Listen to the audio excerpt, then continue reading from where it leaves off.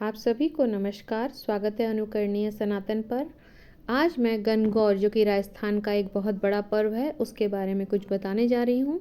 साथ ही एक बहुत ही रोचक पौराणिक व्रत कथा भी सुनाऊंगी। इस दिन व्रत रखा जाता है और भगवान शंकर और माँ पार्वती की पूजा की जाती है। तो चलिए शुरू करते हैं। गणगौर का अर्थ है गण और गौर। गण का तात्पर्य शिव भगवान यानी ईश्वर और गौर का अर्थ है पार्वती यानी गौरी। यह पर्व चैत कृष्ण पक्ष एकम से शुरू होकर चैत शुक्ल पक्ष की तृतीया तक चलता है। इस दौरान कुंवारी कन्याएं सुयोग्य और श्रेष्ठ वर की प्राप्ति के लिए ईश्वर और गौरी की पूजा करती हैं और सुहागन महिलाएं पति की सलामती की कामना करती हैं। पूजा करते हुए महिलाएं धूप से पानी के छींटों के साथ गौर गौर गोमती गीत गाती हैं। इस दौरान माँ गौरा पर सिंदूर और चूड़ी चढ़ाने का विशेष प्रावधान है। चंदन, अक्षत, धूप बत्ती, दीप और नैवेद्य से पूजन करके भोग लगाया जाता है। गणगौर आस्था, प्रेम और पारिवारिक सौहार्द का सबसे बड़ा उत्सव है। शास्त्रों के अनुसार होलिका दहन के दूसरे दिन चैत कृष्ण एकम प्रतिपदा से चैत शुक्ल तृतीया तक यह पर्व आयोजित किया जाता है। इस बार यह 8 मार्च से लेकर 24 मार्च तक मनाया जाएगा। माना जाता है कि माँ गौरा होली के दूसरे दिन अपने पीहर आती हैं और 8 दिनों बाद ईश्वर उन्हें वापस लेने आते हैं। चैत शुक्ल तृतीया को उनकी विदाई होती है।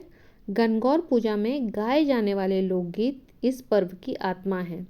इस पर्व में गर्भजा और ईश्वर की बड़ी बहन और जीजाजी के रूपों में गीतों के माध्यम से पूजा की जाती है।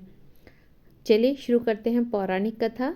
एक बार भगवान शंकर और माता पार्वती नारद जी के साथ भ्रमण करने के लिए निकले।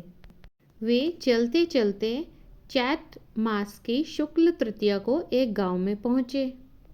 उनका आना सुनकर ग्राम की निर्धन स्त्रियों उनके स्वागत के लिए थालियों में हल्दी और अक्षत लेकर पूजन को पहुंच गईं। पार्वती जी ने उनके पूजा के भाव को समझकर सारा सुहाग रस उन पर छिड़क दिया।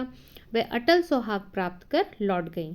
थोड़ी देर बाद धनी वर्ग की स्त्रियां अनेक प्रकार के पकवान सोने चांदी के थालों में सजाकर 16 श्रृंगार करके भगवान शिव और माता पार्वती के सामने पहुंची। इन स्त्रियों को देखकर भगवान शंकर ने माँ पार्वती से कहा, तुमने सारा सुहाग रस तो निर्धन वर्ग की स्त्रियों को ही दे दिया, अब इन्हें क्या दोगी?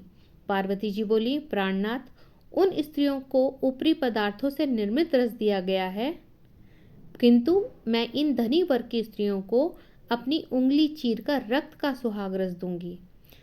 इससे वे मेरे समान सौभाग्यवती हो जाएंगी।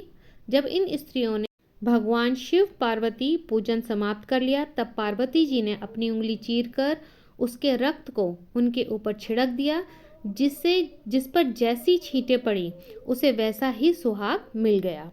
पार्वती जी ने कहा, तुम सब वस्त्र आभूषणों का परित्याग कर मोह माया से रहित हो जाओ और तन मन धन से पति की सेवा करो, तुम्हें अखंड सौभाग्य की प्राप्ति होगी। इसके बाद पार्वती जी भगवान शंकर से आज्ञा लेकर नदी में स्नान करने चली गईं। स्नान करने के पश्चात बालू से शिव भगवान की मूर्ति बनाकर उन्होंने पूजन किया, भोग लगाया और प्रदक्षिणा करके 2 कणों का प्रसाद ग्रहण कर मस्तक पर टीका लगाया। उसी समय उस पार्थिव लिंग से शिव भगवान प्रकट हुए और माँ पार्वती को वरदान दिया कि आज के दिन जो स्त्री मेरा पूजन और तुम्हारा व्रत करेगी उसका पति चिरंजीवी रहेगा और मोक्ष को प्राप्त होगा। इतना सब करते करते पार्वती जी को काफ़ी समय लग गया।